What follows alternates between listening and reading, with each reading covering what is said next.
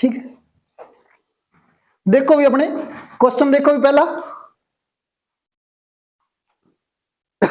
वर्ण किसे कहते हैं? पहला ऑप्शन इसका क्या दे रखा है अपने, किसी भाषा के लघुत्तम व्यंजनों को।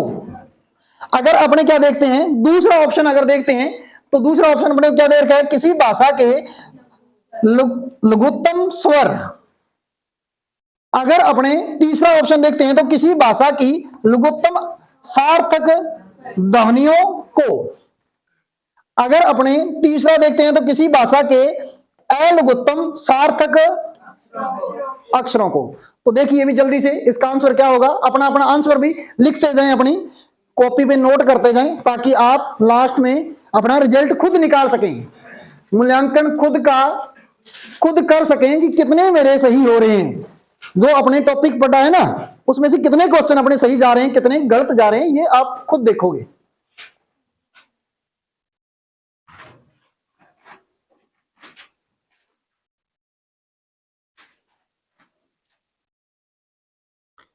लगा लिया सारा ने भी?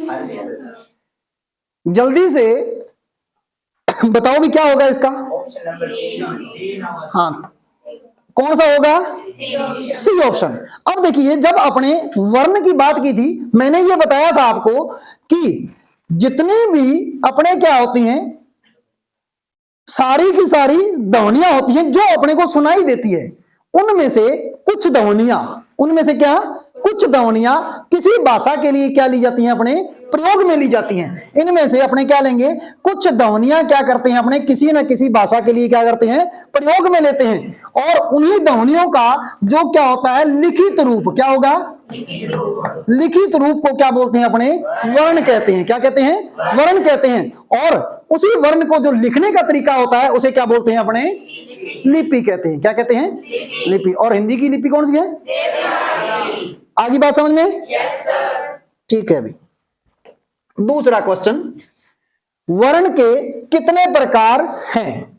वर्ण को कितने भागों में वर्गीकृत किया गया है, यह पूछा गया है। ऑप्शन अपने को दे रखे हैं 1, 2, 3 और 4। जल्दी से अपना अपना आंसर लगाइए।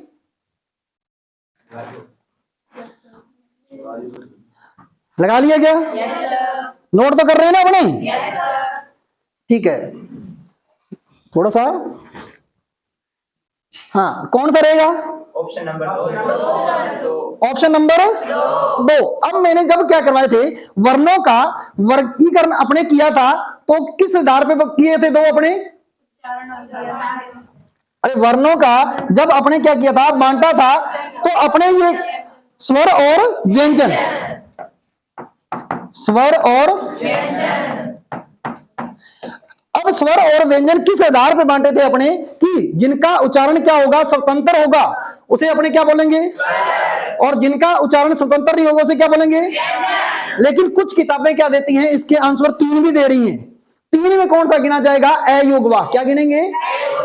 अयोग वाक्य क्या होते हैं? 2 होते हैं। कौन कौन से होते हैं? विसर्ग और अनुस्वार। क्या होते हैं? कुछ किताबें 4 भी गिनती हैं। वो कौन कौन सा गिनती है? स्वर गिनती है, और व्यंजन गिनती है, और अनुस्वार गिनेगी, और कौन सा? विसर्ग। अगर 3 गिनेंगे तो कौन कौन से गिनेंगे? स्वर गिनेगी, और कौन सा गिनेंगे? व्यंजन और अयोगवा। लेकिन एनसीईआरटी क्या बताती है अपने को कि कितने हैं इसके? 2, स्वर और। ठीक है भी। अगला क्वेश्चन देखिए भी, वर्णमाला में मात्रा का अर्थ क्या है? वर्णमाला में मात्रा का अर्थ क्या है? तो वर्ण की मात्राएं, या वर्ण के उच्चारण में लगने वाला समय है जो, या अपने कह सकते हैं ध्वनि का परिमाण, या अपने कह सकते हैं। हाँ भाई जल्दी से बताओ भी क्या होगा इसका, कौन सा होगा? 2 नंबर। अब देखिए जब मैंने आपको यह बताया था कि मात्रा किसे कहते हैं, तो किसी भी जो वर्ण है उसके उच्चारण में कितना समय लगता है उसको क्या बोलते हैं? मात्रा। समझ में आ गया? और मात्रा संकेत अलग होते हैं। समझ में आ गया? मात्रा क्या है, कितना समय दे रहे हैं, लेकिन जो क्या करेगा, स्वर का प्रतिनिधित्व करेगा चिन्ह, या किस चिन्ह से अपने क्या कर रहे हैं, किस स्वर को दर्शा रहे हैं, वो क्या होते हैं, मात्रा संकेत। जिस प्रकार से मान लो अपने उदाहरण ले, आ को किससे दर्शा देते हैं, इस संकेत से, तो ये क्या होते हैं, मात्रा संकेत होते हैं। ठीक है, और मात्रा संकेत कितने होते हैं, 10। कितने होते हैं, और स्वर कितने होते हैं, किसका नहीं होता, ए का। आगे बात समझ में। अगला क्वेश्चन देखिए भी, हिंदी वर्णमाला में मूल स्वर कौन से पूछ रहा है, मूल स्वर। जब अपने स्वरों का वर्गीकरण पढ़ा था, किसके आधार पे, मात्रा के आधार पे। किसके आधार पे, या उसी का दूसरा नाम आता है कि किसके आधार पे भी, उच्चारण में लगने वाले समय के आधार पे। क्या आता है कि उच्चारण में लगने वाला समय के आधार पे। तो अपने दो पढ़े थे, एक तो कौन सा, ह्रस्व स्वर। कौन से पढ़े थे, और दूसरे कौन से पढ़े थे, और जो ह्रस्व स्वर थे उनका नाम क्या दिया था अपने, लघु बोला था, या अपने एक मात्रिक बोला था, या उन्हें क्या बोला था, मूल स्वर बोला था। क्या बोला था, तो ये कितनी संख्या होती है, 6 होते हैं, 7 होते हैं, 4 होते हैं, या 2 होते हैं। तो कितने होते हैं, 4 होते हैं। कौन कौन से,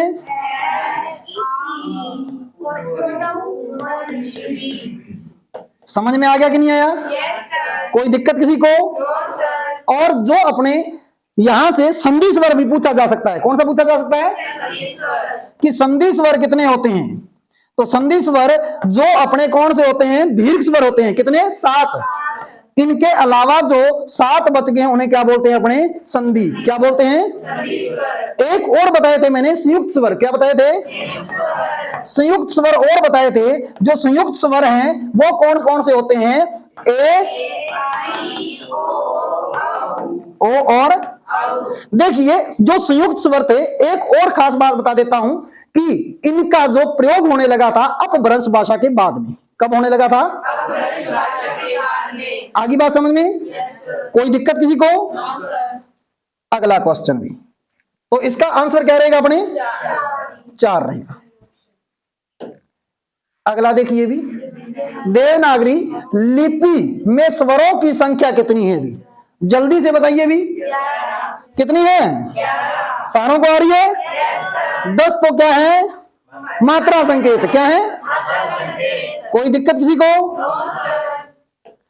अगला क्वेश्चन देखिए भी, किस क्रम में जो अपने क्या है, पश्च स्वर, जो अपने किसके आधार पे किए थे, जिह्वा की क्रियाशीलता, किसके आधार पे किए थे, एक तो कौन से, अगर स्वर। कौन से, दूसरे कौन से किए थे, मध्य स्वर। तीसरे कौन से किए थे, पश्च स्वर। कौन से किए थे, और अपने मैंने एग्जाम्पल भी दिया था आपको, कौन कौन सा, एक तो आ का, ए का और इनका जब अपने उच्चारण करके देखते हैं, तो उच्चारण करो एक बार, आ ए ई, तो अपनी जिह्वा क्या है, आगे की ओर जाती हुई दिखती है। इसका मतलब क्या रहेगा, ये तो क्या है अपना अगर स्वर, ये कौन सा है, ये कौन सा है।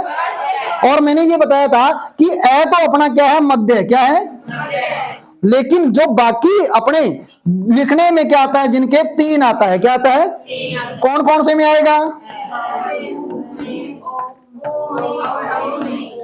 लिखने में क्या आएगा, जिनके 3 आएगा उन्हें कौन से बोलेंगे अपने, पश्च स्वर। तो देखिए चाटिए इसमें से कौन सा रहेगा, ये तो कौन सा है, अगर। कौन सा है, ये भी कौन सा है, ये तीनों के तीनों कौन से दे रखे हैं अपने को, अगर। समझ में आएगी, है। और मध्य कौन सा है, ए। समझ में आएगी। आगे देखिए भी, किस क्रमांक में मूल स्वर है। अभी मूल स्वर की बात की थी अपने, मूल स्वर कितने थे, 4। कितने थे, 4 थे। और 4 कौन कौन से थे अपने पास,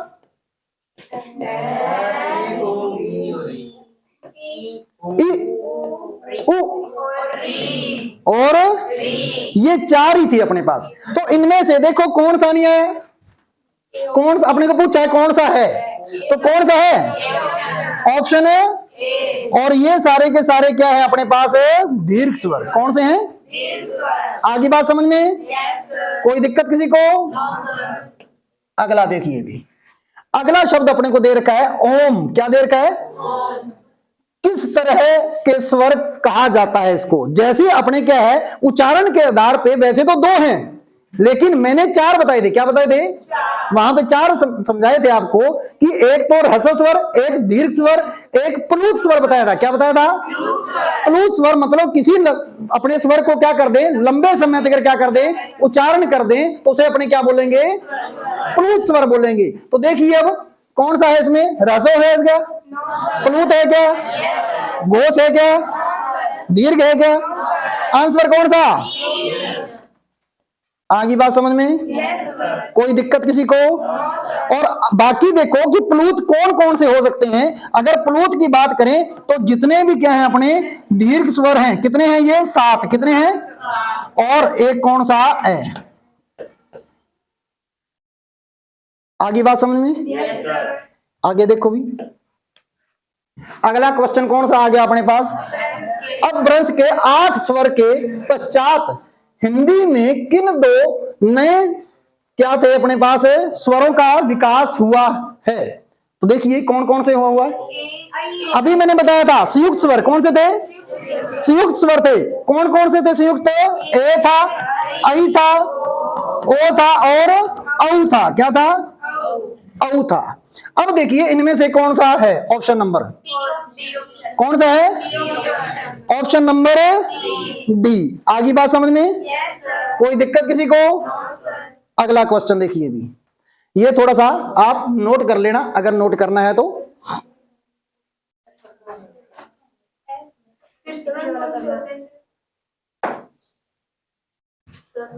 आगे देखिए, जिस स्वर के उच्चारण में क्या लगती है अपने? दो मात्रा लगती है, उसे क्या कहते हैं? क्या बोलते हैं अभी? देखिए मूल स्वर कहेंगे या संयुक्त स्वर कहेंगे, गुरु स्वर कहेंगे या लघु स्वर कहेंगे? बोलिए भी जल्दी से। क्या बोलेंगे? गुरु स्वर। नाम लिखवाया था ना मैंने वहां पे। इन्हीं को क्या बोलते हैं अपने? संधि स्वर। क्या बोलते हैं? संधि स्वर। और मूल स्वर या लघु स्वर किन्हें बोलते हैं अपने? ह्रस्व को। किसको बोलते हैं? ह्रस्व को बोलते हैं। और जो संयुक्त स्वर थे, अभी अपने संयुक्त स्वर की तो बात कर गई, ठीक है ना। ये कितने होते हैं? 4 होते हैं। कितने होते हैं? 4 होते हैं। आगे बात समझ में? ये थे अपने 10 क्वेश्चन भी।